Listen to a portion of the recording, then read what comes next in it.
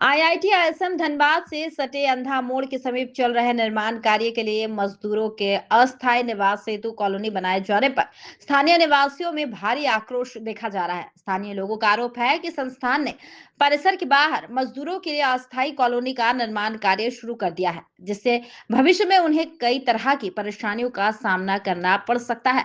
Media से बातचीत के दौरान स्थानीय लोगों ने बताया कि उन्होंने करीब 1 महीने पहले इस मामले की शिकायत धनबाद नगर आयुक्त और जिला प्रशासन से की थी, लेकिन अब तक कोई ठोस कार्रवाई नहीं की गई।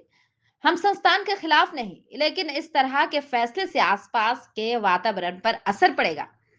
अब देखना यह होगा कि प्रशासन इस मामले पर क्या रुख अपनाता है और आईआईटी प्रबंधन की ओर से क्या स्पष्टीकरण आता है।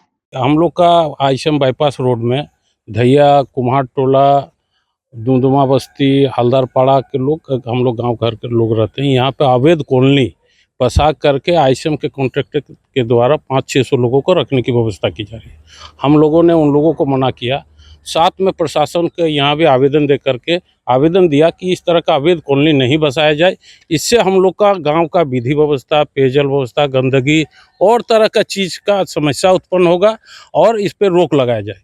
साथ में इन लोगों के द्वारा यहाँ पे अपने रेती ज़मीन के आड़ में बगल के सरकारी ज़मीन को भी घेरने का प्रयास किया जा रहा है।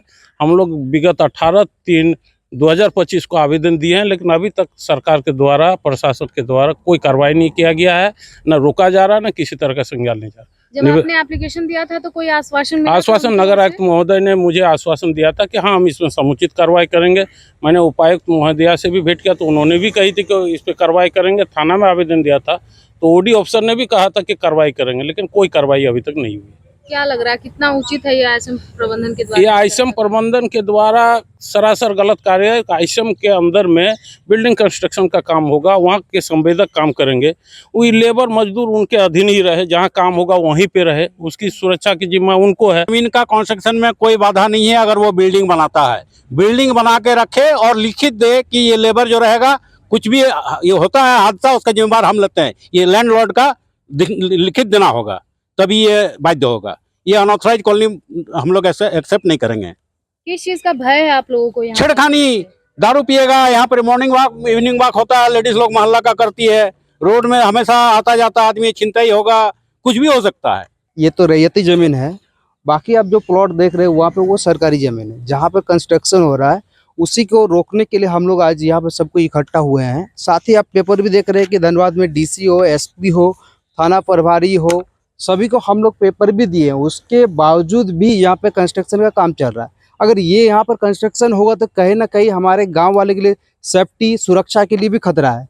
हमारे जो गांव की जो महिला है वो अगर इस रोड में पार होगी तो उनके साथ छिनताई हो सकती है, उनके साथ छेड़खानी भी हो सकती है। जैसे अभी आप लोग को बताएं हमारे बड़े भैया कि आइसम में लेबर लोग रहते थे, लेकिन जब आइसम से लेबर लोग को हटा दिया गया, क्यों हटा दिया गया?